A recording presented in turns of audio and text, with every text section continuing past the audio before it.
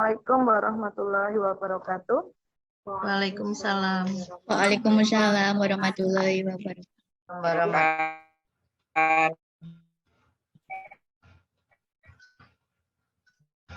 Siang para calon guru penggerak angkatan 7 beserta undangan yang mengikuti webinar siang hari ini. Saya ingatkan kembali, slogan kita adalah bergerak, bergerak, dan menggerakkan.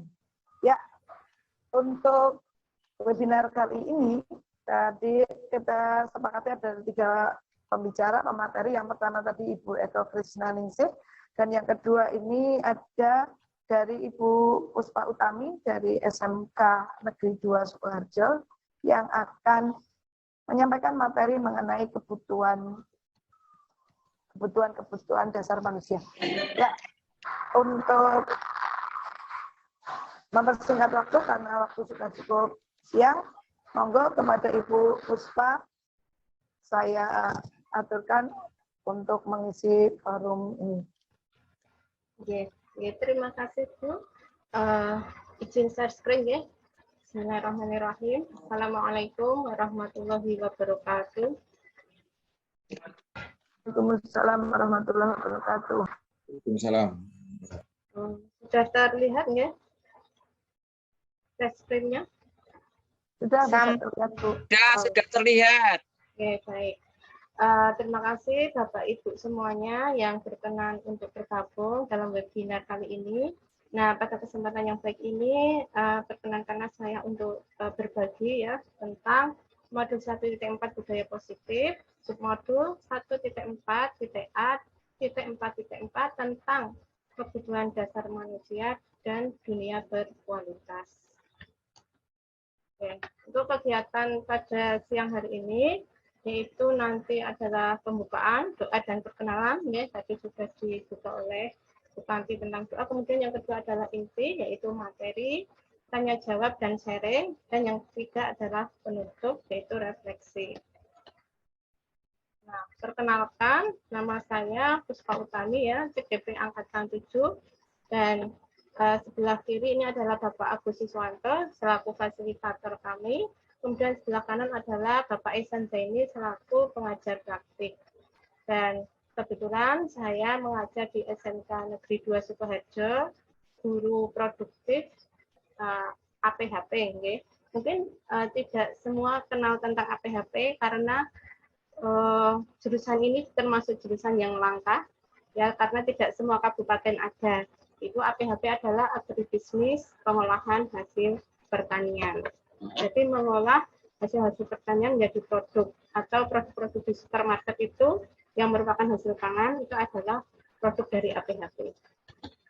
Ya, untuk membangun budaya positif di sini ada ini ya 5 tahapan.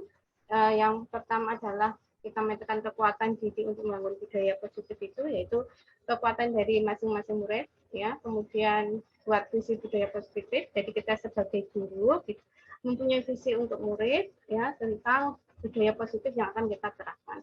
Kemudian yang ketiga adalah pahami kebutuhan dasar manusia. Nah, ini yang ketiga yang akan saya sharingkan ya, akan kita sama-sama belajar tentang kebutuhan dasar manusia. Nah, ketika kebutuhan dasar manusia ini sudah kita pahami, maka sebagai guru kita melaksanakan posisi kontrol dulu sebagai manajer. Nah, selanjutnya adalah membuat kesepakatan kelas yang tadi telah dijelaskan oleh Ibu Eko Krisnaningsih. Nah, ini ada gambar Bapak Ibu monggo dicermati. Maksudnya bagaimana ini? Ini ada gambar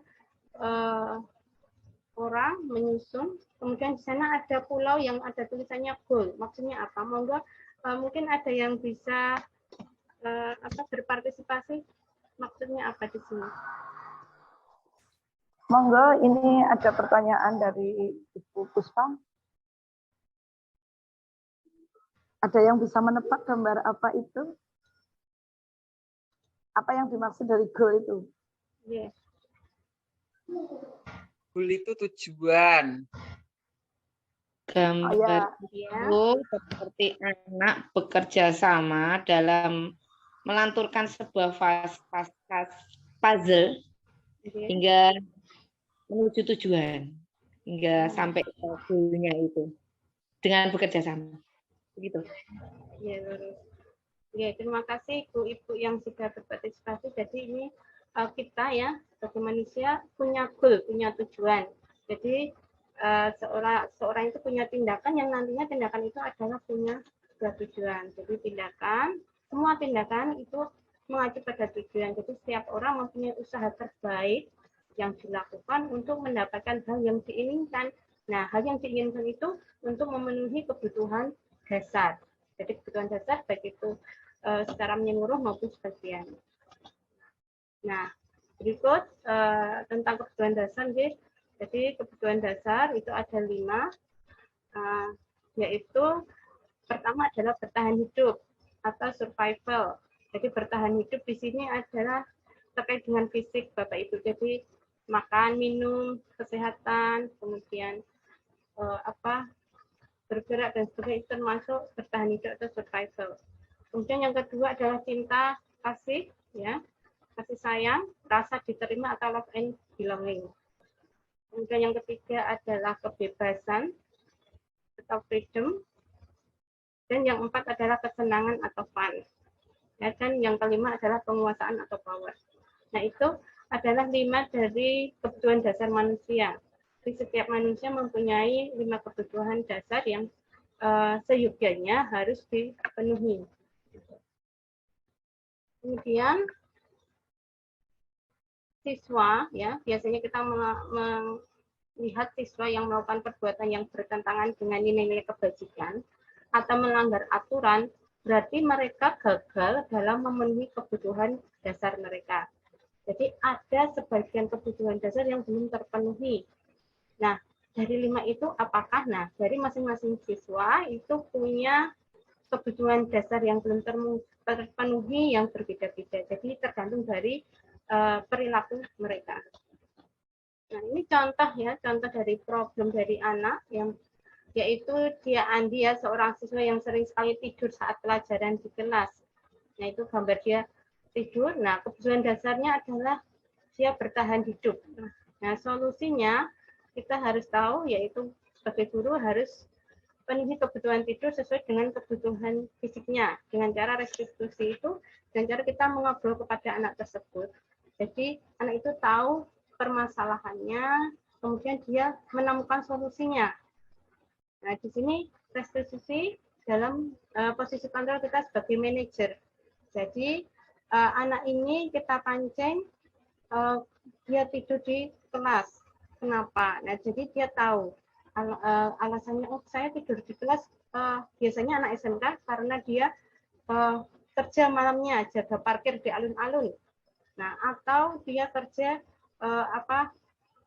di rumah makan shift malam, seperti itu. Jadi dia waktu di kelas tidur. Nah, mungkin kita pancing dengan seperti itu, bagaimana manfaatnya dengan diri Anda. Jadi dia berusaha berpikir sendiri, menemukan alasannya. Dan pada akhirnya, si Andi ini nantinya akan mengetahui solusinya sendiri, bagaimana dia menentukan prioritas dan bagaimana dia memanajemen waktunya. Nah, kemudian contoh problem yang selanjutnya adalah ini Dika, yaitu seorang siswa yang tidak suka belajar di kelas karena bosan dan selalu izin keluar hanya untuk duduk-duduk di taman. Nah, kebutuhan dasarnya apa? Dia merasa senang kalau di taman, berarti kebutuhan dasarnya adalah kesenangan. Jadi solusinya kita sebagai guru berusaha memenuhi kebutuhan kesenangannya dalam pembelajaran yang menyenangkan, baik itu pembelajaran di luar kelas ataupun di dalam kelas dengan game atau hal-hal yang membuat siswa ini senang. Kemudian problem yang selanjutnya, yang contohnya ini Ali, yaitu seorang siswa yang pendiam dan gampang sekali menangis, kemudian cenderung menyendiri. Nah, kalau kita identifikasi, kebutuhan dasarnya adalah cinta, kasih sayang, dan rasa diterimanya belum terpenuhi. Jadi solusi dari permasalahannya Ali adalah kita berusaha untuk memenuhi kebutuhan cinta kasih sayangnya dengan pendekatan personal dan dukungan dari sekitarnya, baik teman dan keluarga. Nah, selanjutnya, ini contoh problem Anton yang selalu berwajah cemberut jika Budina memberikan teguran karena selalu mencoret-coret tembok kelas. Nah, kebutuhan dasar yang dia belum dapat adalah kebebasan. Jadi dia ingin sekali mengeksplor dirinya. Ya.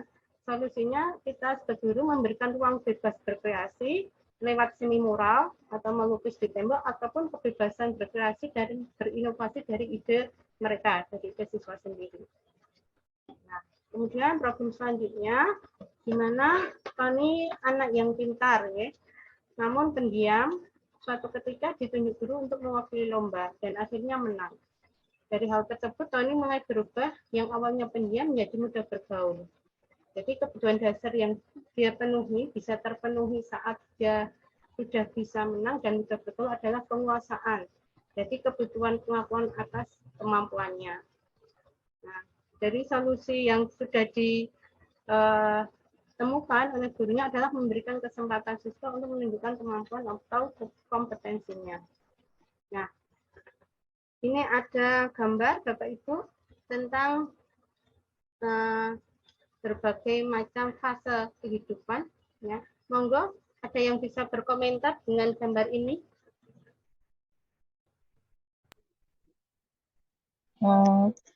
Menurut saya kebutuhan orang sesuai dengan usianya.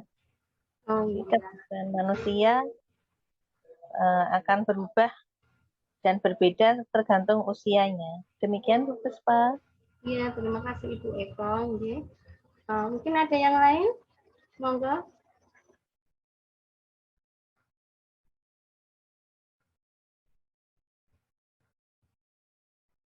Ya, jika tidak ada yang lain ya, ini betul sekali Bu Eko tadi bahwa kebutuhan dasar setiap orang itu berbeda-beda dan setiap fase kehidupan punya kebutuhan dasar yang berbeda.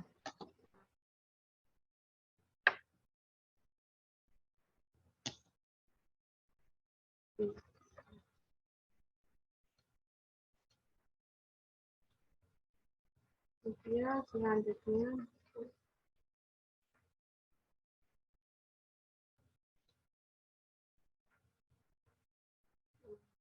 tentang itu ini.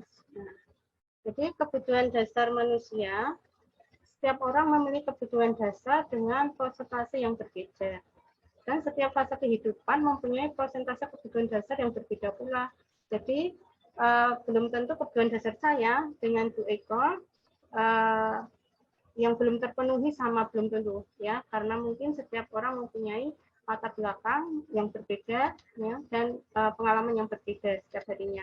Kemudian setiap fase seperti halnya tadi ada gambar bayi dengan orang dewasa, ya, bayi dia kebutuhan dasar yang paling sekali dibutuhkan adalah kebutuhan akan ini ya fisiknya, yaitu tadi. Kemudian selain itu juga rasa kasih sayang. Nah, beda kalau sudah besar, sudah masa-masa ingin penguasaan itu berbeda lagi. Nah, itu jadi setiap fase kehidupan dan setiap orang mempunyai kebutuhan dasar dengan persentase yang berbeda. Nah, ini harus kita identifikasi Bapak Ibu supaya apa? Karena setiap orang punya permasalahan. Nah, ketika kita identifikasi masalah itu adalah muncul dari kebutuhan dasar yang belum terpenuhi sehingga nanti kita mendapatkan solusinya dan ada perubahan perilaku. Nah, ini kebutuhan dasar manusia ini ada pada siswa, guru, rekan kerja atau orang-orang di sekitar kita, baik keluarga dan masyarakat. Begitu. Nah, sebenarnya kalau kita sebagai guru teman sejawat, kenapa kok teman si A ini berbeda daripada biasanya? Nah, kita bisa melihat mungkin ada satu kebutuhan dasar yang belum terpenuhi, gitu ya, ataukah ketenangan, ataukah dia kurang apa ya istilahnya kalau kita kurang kebebasan, kurang piknik gitu ya, terlalu banyak kerjaan. Nah, itu berarti ada kebutuhan dasar yang harus segera dipenuhi. Kemudian Untuk kebutuhan dasar manusia itu sifatnya umum dan universal. Dan sedangkan dunia yang berkualitas itu sifatnya unik dan personal atau spesifik.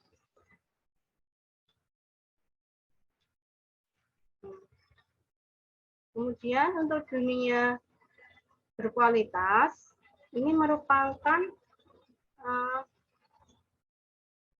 tempat khusus dalam pikiran kita. Jadi tempat kita menyimpan representasi dari semua yang kita inginkan.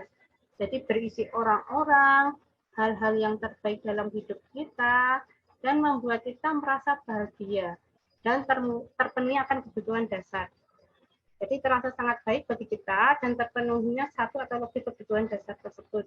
Jadi ini istilahnya dunia berkualitas adalah impian ya, impian kita. Nah, seperti album foto ini ya, gambar ini berisi tidak banyak namun sangat signifikan bagi hidup kita dan lebih bermakna. Jadi tempat khusus dalam pikiran kita. Ya, isinya orang-orang, hal yang terbaik dalam hidup kita dan membuat kita merasa bahagia jika terpenuhi. Jadi impian-impian kita. Kemudian siswa itu juga mempunyai dunia yang berkualitas. Nah, jadi mereka punya impian. Sebenarnya walaupun istilahnya anaknya istilahnya banyak sekali melanggar aturan, tapi mereka punya dunia berkualitas, impian.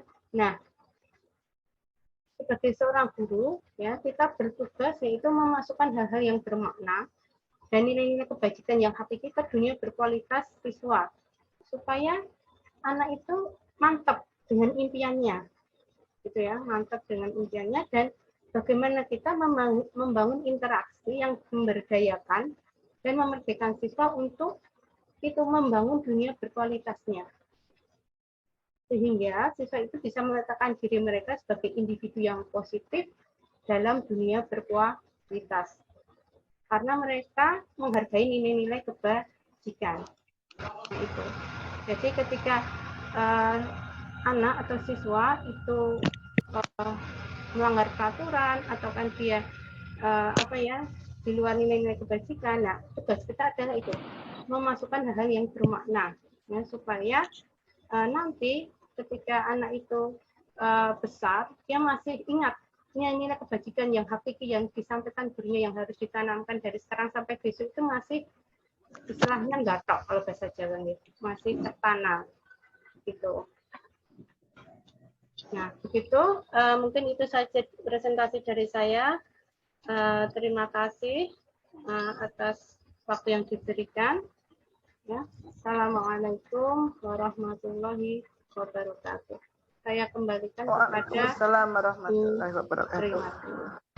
Ya, terima kasih Ibu Puspa. Sangat jelas penjelasannya mengenai kebutuhan dasar manusia dan dunia yang berkualitas, yang tidak hanya dimiliki, yang akan dimiliki semua orang, baik kita sebagai guru, siswa maupun orang lain.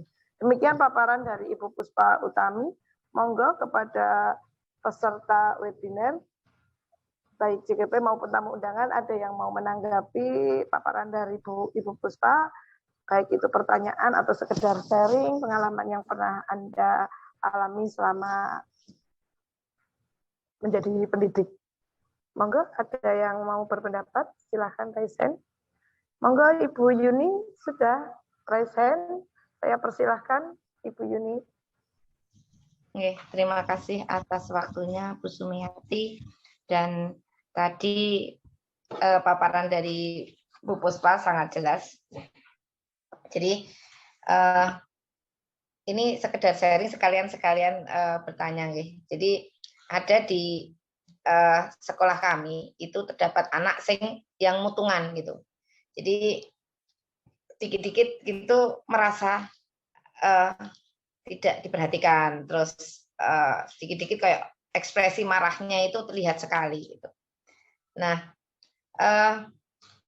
kalau dari saya kan biasanya memberikan perhatian khusus, bukan berarti disayang-sayang atau apa, yang sesekali saja diberi perhatian, tapi tidak terlalu fokus pada anak tersebut, karena kalau merasa terlalu diperhatikan pun jadi nanti jadinya tidak baik gitu.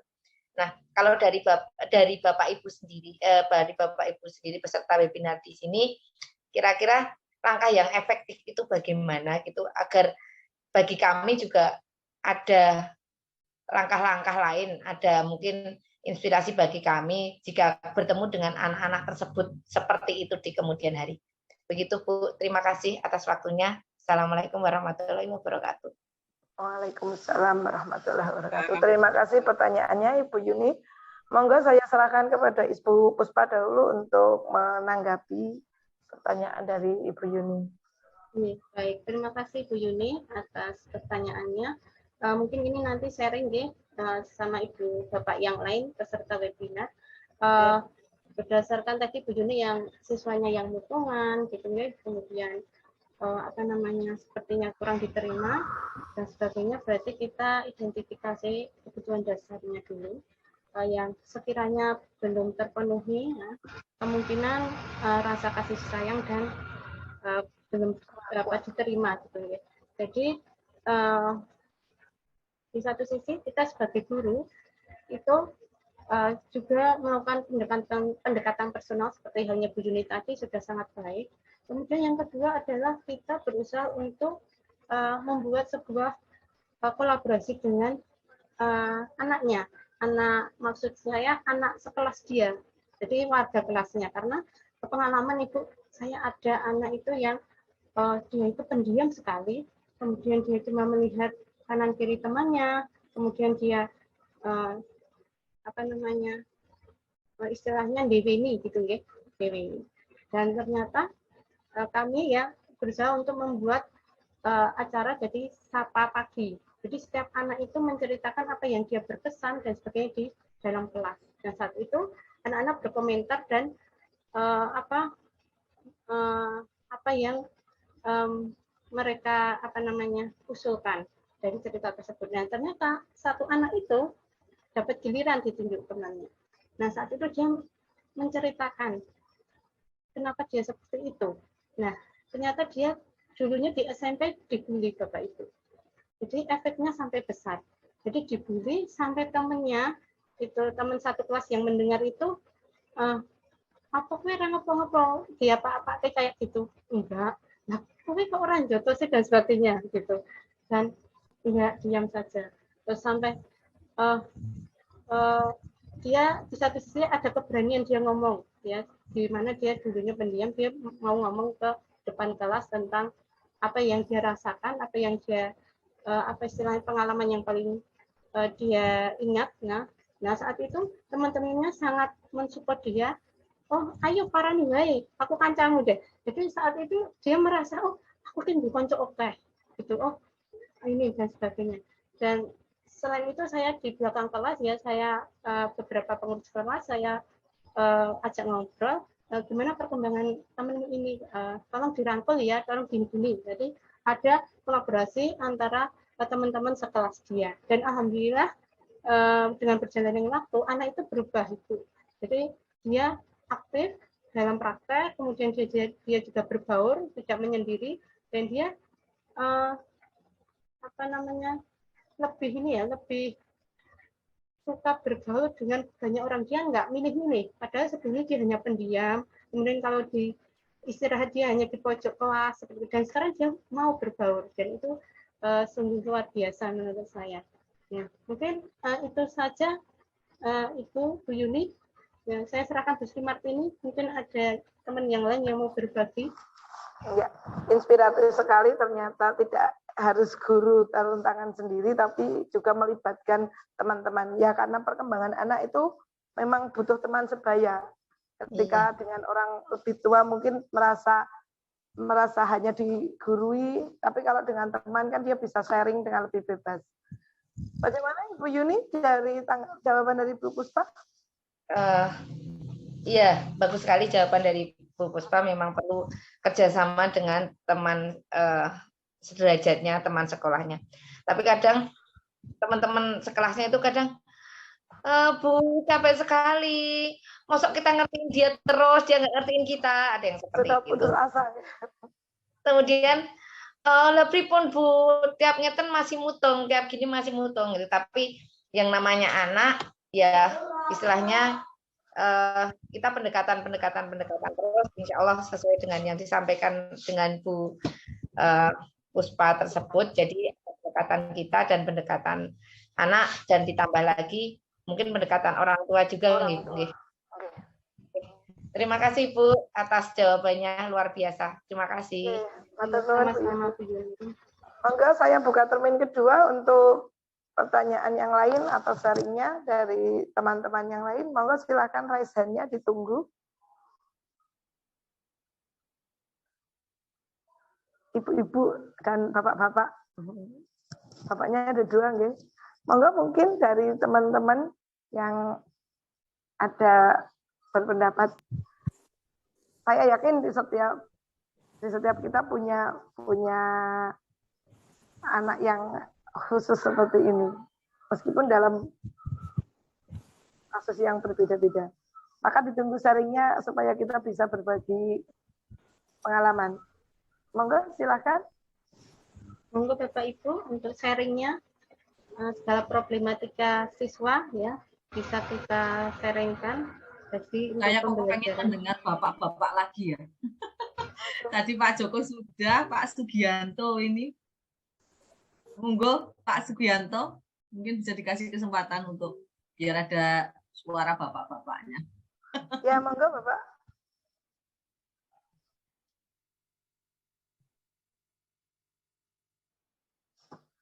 Coba saya aja Bu. SD ku Bu. Monggo Pak Sugianto kalau mau sharing. Sumi, sinten niku? Pak Sugianto. Pak Sugianto itu Bu SD kelas 1 di sekolahan saya. Oh iya. Bu dikasih kesempatan Bu. Ya, monggo Pak Sugianto. Kalau mau sharing, monggo. Sebentar ya Pak Joko, ini kita pengen Pak Sugianto dulu. Pak Sugianto, monggo. Pak Sugianto. Oh, ternyata belum rawuh. Monggo Pak Joko, saya serahkan untuk Pak Joko, silakan berpendapat. Ya, terima kasih waktu yang diberikan. Ini pertanyaan ringan saja sambil mengisi waktu biar ada suara bapak-bapaknya, katanya Bu Sumiati. Ya Bu Puspa, bagus sekali apa yang sudah disampaikan tadi, dipaparkan tentang kebutuhan dasar siswa. Ya. Jadi ketika kebutuhan dasar itu tidak terpenuhi, ketika kebutuhan dasar tidak terpenuhi, apa tindakan yang harusnya tindakan selanjutnya seperti apa? Jadi kalau misalkan tadi kan banyak sekali kebutuhan dasar yang sudah disampaikan, seandainya saja ketika salah satu kebutuhan dasar itu tidak terpenuhi oleh siswa, maka tindakan apa yang Ibu lakukan? Terima kasih. Terima kasih pertanyaannya dari Pak Joko. Bagaimana kita untuk memenuhi kebutuhan siswa tersebut? Ya, waktu saya serahkan kepada Ibu Puspa. Monggo. Oke, baik Bu, terima kasih waktunya. Ya, terima kasih Pak Joko atas pertanyaannya. Tadi pertanyaannya adalah ketika kebutuhan dasar itu ada yang tidak terpenuhi, apa yang harus kita lakukan? Yang pertama kita harus melihat dulu Bapak, kita mengamati anak tersebut, apa yang dia lakukan, ya, apa yang membuat dia melakukan tersebut. Jadi tingkah lakunya seperti apa? Tingkah lakunya itu melanggar peraturan atau di luar nilai kebajikan ataukah tidak? Jika di luar berarti ada yang belum terpenuhi kebutuhan dasarnya. Nah, dari situ kita identifikasi. Nah, seperti halnya yang sudah saya utarakan di contoh-contoh tadi, misalkan anak itu sukanya, kalau anak SMK suka ada yang protean atau genjerang-genjering di kelas waktu entah itu pergantian jam, berarti dia kebutuhan dasar yang belum terpenuhi, kemungkinan kesenangan gitu Pak, karena dia senang sekali dalam protean dan sebagainya, mungkin dia boring atau bosan. Nah itu jadi kita sebagai guru harus mengetahui, setelah mengidentifikasi dan mengetahui kebutuhan dasar yang hendak dipenuhi, berarti kita bisa untuk memenuhinya dengan kesenangan. Ya mungkin waktu jam setelahnya kita adakan ice breaking. Kalau nggak ice breaking, kemudian kalau nggak jalan-jalan dulu ke kalau kita kan ada taman ya, ke taman atau ke apa namanya istilahnya kandang. Kalau kami kan ada kandang di peternakan, jadi kita mengamati di sana, kemudian pelajaran di taman atau di dekat kandang atau bagaimana. Jadi supaya anak itu lebih refresh. Begitu Bapak. Jadi kita harus mengidentifikasinya terlebih dahulu, kebutuhan apa yang sekiranya belum terpenuhi, kemudian kita penuhi dengan apa namanya cara-cara yang sesuai dengan tepat untuk siswa. Gitu. Oke, mungkin itu. Demikian. Terima kasih, bagus sekali.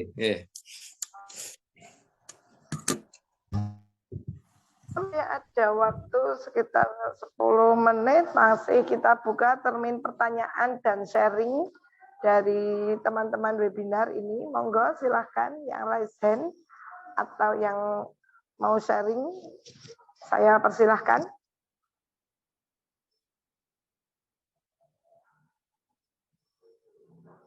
Itu Bu Leni Rosita itu respect.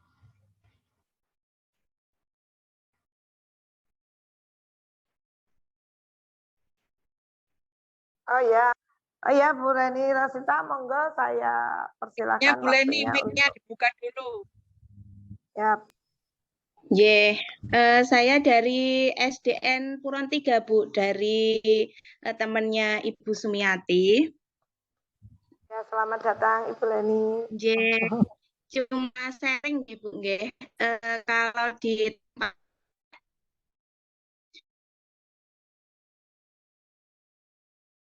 masih ditunggu sama orang. Oh, sinyalnya putus-putus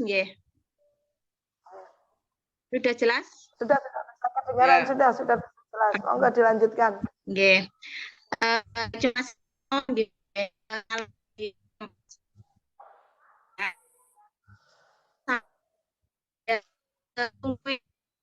orang tuanya Bu, itu solusinya bagaimana Bu untuk menghadapi siswa seperti itu? Soalnya kan siswanya masih manja, kemudian kalau tidak ditunggu itu masih menangis Bu. Jadi kalau misalkan terlihat orang tuanya itu keluar sebentar dari kelas, itu dia menangis, itu yang pertama. Kemudian dia itu tidak mau menulis. Kalau terlihat orang tuanya itu tidak ada, dia tidak mau menulis, kemudian tidak mau mendengarkan apa yang diperintahkan Bapak Ibu gurunya, kemudian tidak mendengarkan, jadi siswa itu tidak fokus. Kalau misalkan tidak ditunggu sama kedua orang tuanya, itu solusinya bagaimana, Ibu? Maaf, menyala sebentar, itu siswa kelas berapa, Ibu? Siswa kelas berapa? Bu. Bu Leni itu siswa kelas berapa? Siswa kelas masih kelas 2. Iya. Oke. Jadi intinya belum mandiri ngaten nggih. Ini Ibu Puspa. Ya, terima kasih pertanyaannya. Monggo Ibu Puspa, ini ada pertanyaan untuk anak yang kurang mandiri. Kemudian kalau dilihat dari latar belakangnya dia masih kelas 2, jadi mungkin dari skema kebutuhan dasar manusia tadi kan, kebutuhan manusia setiap jenjang usia akan berbeda-beda. Monggo Ibu Puspa, bagaimana menurut jenengan? Ya, baik Ibu Srimartini, terima kasih Bu Leni atas pertanyaannya. Berdasarkan kasus tersebut, sebenarnya para kelas 2 harusnya sudah mandiri, berdasarkan fase kehidupan, tapi ini ada kasus unik ya. Ataukah ini kalau kita identifikasi kebutuhan dasar yang belum terpenuhi itu kalau dari 5 itu kemungkinan ini ya Bu ya, apa namanya, kalau rasa kasih dan sayang itu sudah dapat ya, karena ataukah di sekolahan rasa diterimanya dengan teman bagaimana Ibu? Baik Bu, jadi misalkan kalau olahraga itu ibunya ikut ke lapangan Bu. Jadi misalkan ke olahraga ibunya ikut ke lapangan, tapi misalkan bermain gitu juga sama teman-temannya, teman-teman. Tapi ibunya tetap kelihatan mata, ya, tampak mata, nggak bisa meninggalkan. Harus tampak di depannya gitu. Oh, begitu ya. Berarti ini belum pernah ditinggalkan ibunya sama sekali. Bisa belajarnya. Oh, okay. Bisa jadi kalau menurut saya Ibu ini bisa ini apa? Belum objektif ini baru menurut saya ini kemungkinan tautan ibunya itu masih belum tega. Jadi karena kebetulan saya itu juga dulu dari anak saya itu saya titipkan di penitipan, walaupun hati ini kadang bagaimana ya wis dijar ke wae. Karena kalau ibu itu masih ada tautan hati, maksudnya istilahnya sehingga gagas ke piye, itu nanti akan berpengaruh ke anak juga. Jadi bisa nanti dikomunikasikan ke orang tua untuk treatment apa ya 1 minggu lah. Entah apa yang terjadi ikhlaskan, istilahnya seperti itu. Nah, karena kebetulan anak saya walaupun dulu di penitipan nangis, ora apa-apa lah wong. Yang penting dia fisiknya nggak sakit kalau menurut saya. Gitu, nggak apa-apa. Dan alhamdulillah di penitipan dia langsung enjoy dan sebagainya. Ya itu pengalaman dari saya gitu, Bu. Dan bisa menerima teman-temannya dan juga bunda-bundanya di penitipan. Mungkin ada peserta lain yang bisa menambahkan, Ibu. Kebetulan saya kan guru SMK. Untuk menangani anak SD mungkin belum banyak pengalaman saya. Monggo yang dari SD mungkin yang punya lebih banyak pengalaman untuk anak kelas 2 bagaimana?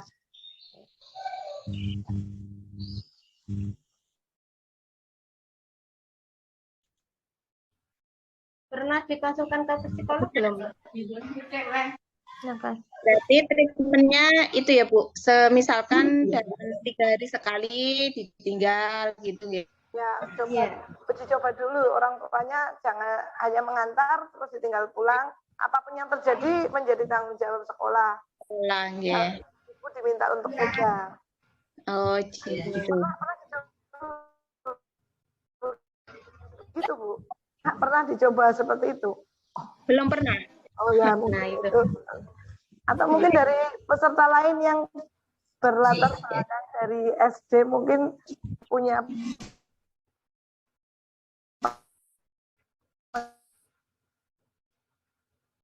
jadi memang dibutuhkan keikhlasan dari orang tua itu. Pengalaman yang lebih.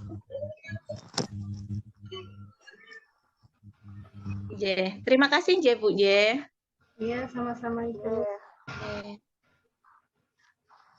Masih ada yang mau disaringkan lagi?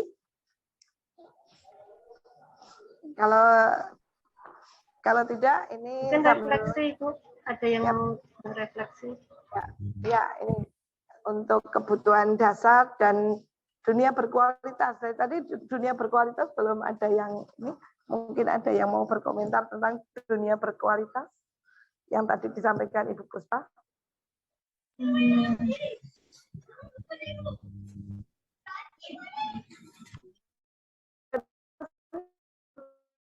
Ada yang mau menyampaikan apa yang kita dapatkan dari penyampaian tentang kebutuhan dasar manusia dan dunia berkualitas ini? Saya persilahkan.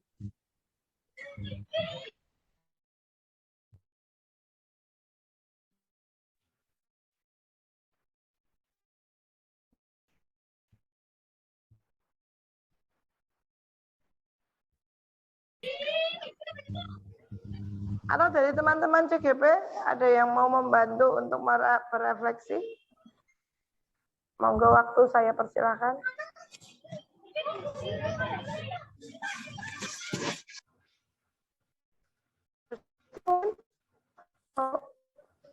Saya Mbak. Oh ya, monggo Ibu Siti, saya persilahkan untuk merefleksi.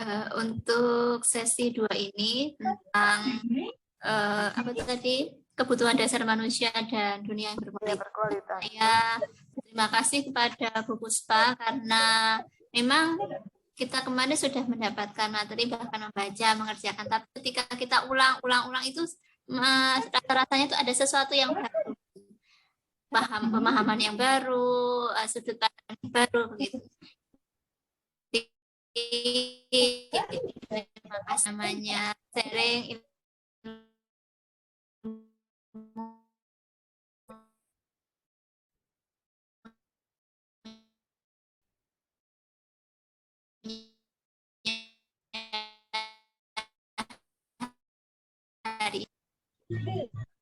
pemaparan yang pemateri kedua dari Ibu Puspa mengenai